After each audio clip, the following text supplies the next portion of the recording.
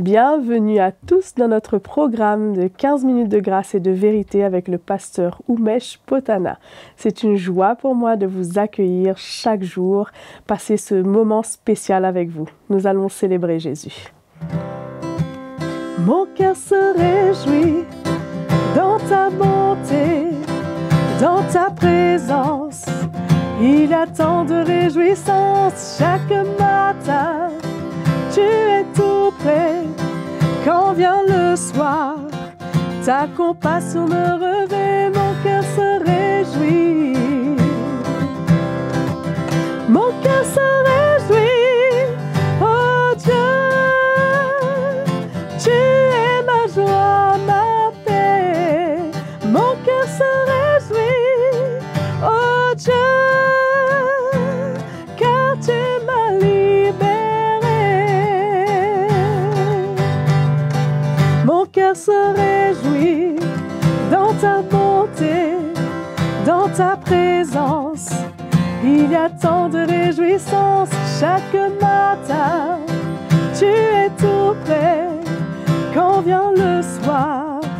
Ta compassion me revêt, mon cœur se réjouit. Mon cœur se réjouit, oh Dieu.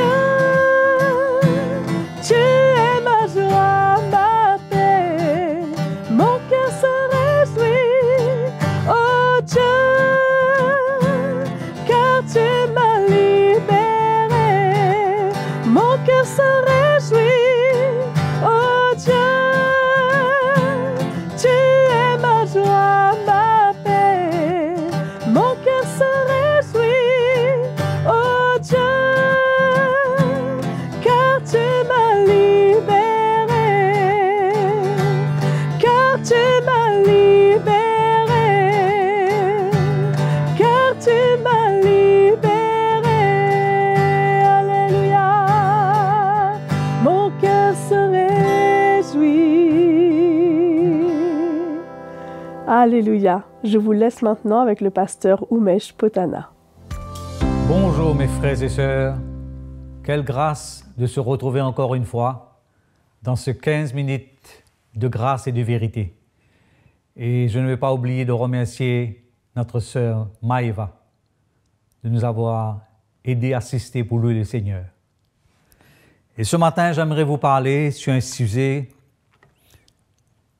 comme thème plutôt, les temps difficiles et des jours mauvais.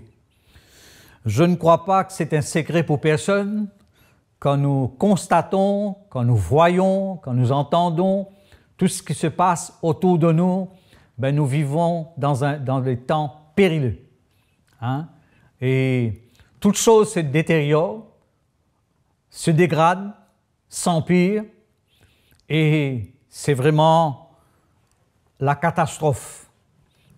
C'est pour cela que Jésus nous parle dans l'Évangile et il nous rappelle, il dit que ce qui est arrivé dans le temps de Noé arrivera encore de nos jours. Et nous prenons conscience, ce que le Seigneur nous dit, qu'en ce temps-là, le Seigneur même, Dieu, regrette d'avoir créé les hommes. Ils étaient devenus rebelles, insolents, méchants et un cœur vraiment tortueux, comme la parole de Dieu nous dit, et qu'il n'y a rien de plus grave que d'avoir un cœur tortueux. Et allons lire dans la parole du Seigneur, dans le deuxième épître de Timothée, au chapitre 3, pour rester dans le contexte. Au verset 1er, sache que dans les derniers temps, dans les derniers jours plutôt, il y aura des temps difficiles. Car les hommes seront égoïstes, amis de l'argent, fanfarons, hautains, blasphémateurs, rebelles à leurs parents, ingrats, irréligieux, insensibles, déloyaux, calomniateurs, intempérants, cruels, ennemis des gens de bien, traites, emportés, enflés d'orgueil, aimant le plaisir plus que Dieu, ayant l'apparence de la piété, mais régnant ce qui en fait la force. Éloigne-toi de ces hommes-là. Donc, encore une fois, Paul nous avertit et avertit Timothée. Cela s'est passé des 1000 ans de cela, et nous sommes dans le 21e siècle, et le Seigneur nous rappelle encore une fois que nous sommes toujours dans le dernier jour, et dans les temps difficiles. C'est-à-dire que le monde s'empire. C'est clair ce que nous lisons, l'égoïsme, comment ça va prendre le dessus, chacun pour soi, comme ce dicton qui dit, Dieu pour tous, amis de l'argent,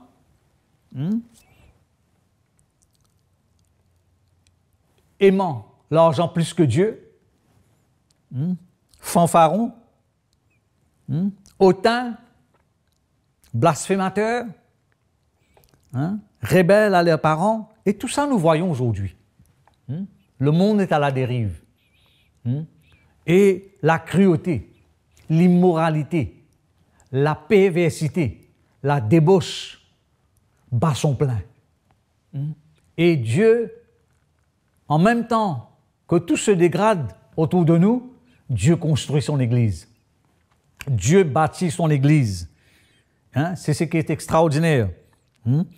Et comme le Seigneur nous avertit également, et il nous met en garde en disant que aussi, il y aura un grand nombre qui vont se refroidir dans la foi. Et le Seigneur nous rappelle de faire attention, de travailler à notre salut qu'il nous a donné avec crainte et tremblement, de s'appliquer, d'avoir une soif, une faim pour les choses de Dieu. Comme la parole de Dieu nous dit, les ciels et la terre passeront, mais la parole de Dieu demeurera éternellement. Dieu nous a laissé sa parole, heureusement, et Dieu nous parle dans ce temps que nous vivons. Nous lui rendons grâce. Il nous parle, il nous interpelle.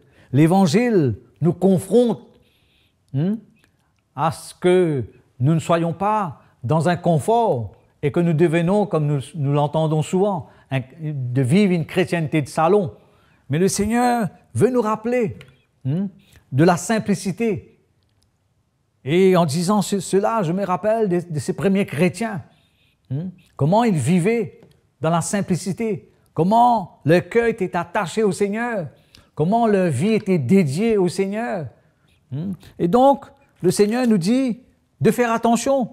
Nous sommes dans des temps difficiles et dans des jours mauvais. De prendre garde. Et aussi, comment il y aura des hommes qui deviendront insensibles, déloyaux. C'est rare aujourd'hui de trouver des hommes loyaux.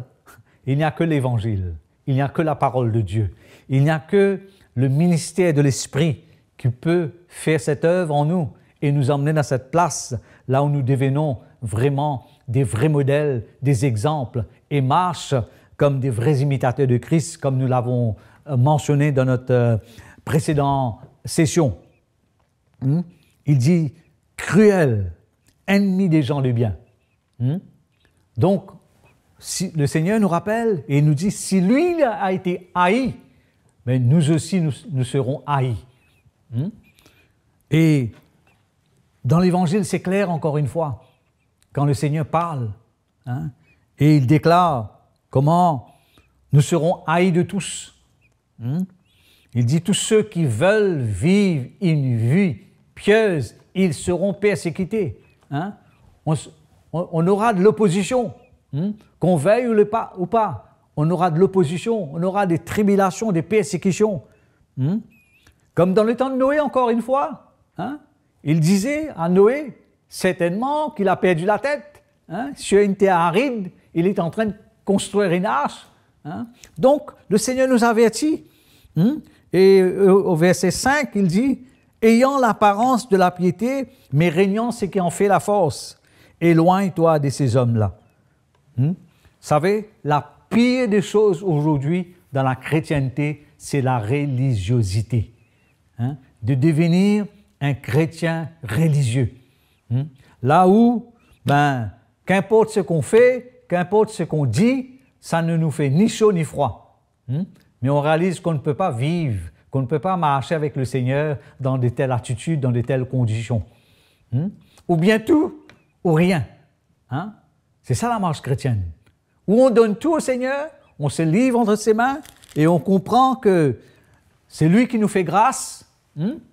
Comme quelque part, dans Galates, il est dit que Christ nous a appelés non seulement pour croire en lui, mais aussi de souffrir pour lui. Nous croyons et nous comprenons que, frères et sœurs, la vie chrétienne fait partie aussi des souffrances.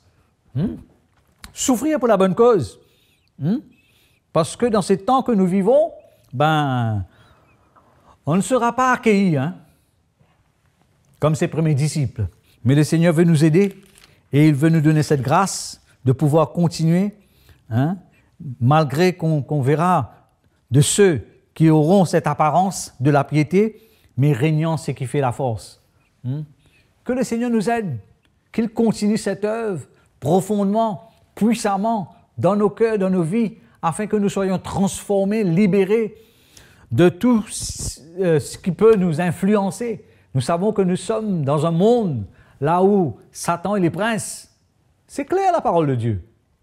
Mais le Seigneur nous met en garde, encore une fois, de faire attention. Ce chemin sur lequel nous sommes, c'est un chemin resserré, difficile. Mais cela nous emmène à la vie. Mais il dit, ce chemin qui est large nous emmène à la perdition, à la ruine. Donc, encore une fois, nous avons un choix sur quel chemin nous voulons nous trouver. Ce chemin étroit, là où il y a la vie, ou sur ce chemin large, où cela nous emmène à la perdition, à la destruction. Que le Seigneur nous aide, que le Seigneur nous fortifie, que le Seigneur puisse emparer nos cœurs, nos vies de sa crainte. Je crois que dans ce temps où nous vivons, comme dans le temps des livres des Actes, de ses premiers disciples, il y a toutes sortes d'attirances, de séductions, de compromis. Mais Dieu, dans sa grâce, veut nous aider, nous équiper pour que nous terminions cette course et que nous irons jusqu'à la fin, l'obéir, nous soumettre à lui, capituler et nous plier sous sa main puissante. Il n'y a rien de plus beau que d'avoir ce sentiment que notre vie ne nous appartienne plus, mais que notre vie est entre les mains du Seigneur. Voilà dans quel temps nous vivons aujourd'hui. Là où il y a la séduction, là où il y a des tentations, mais le Seigneur est fidèle. Si nous voulons l'honorer, si nous voulons le glorifier, si nous voulons marcher dans ses voies, dans ses sentiers, le Seigneur nous donnera toujours sa grâce. Il donne toujours la force à celui qui veut l'honorer. Amen. Que le Seigneur nous bénisse et nous aide à avoir nos yeux fixés sur lui. Amen. Que le Seigneur vous bénisse. Je suis sûre que vous avez été bénis. Cliquez sur la cloche pour être averti des prochains épisodes. Abonnez-vous en cliquant sur le bouton abonner. N'oubliez pas de mettre un j'aime sur la vidéo et soutenez notre chaîne YouTube CTMI et notre programme 15 minutes de grâce et de vérité. À bientôt!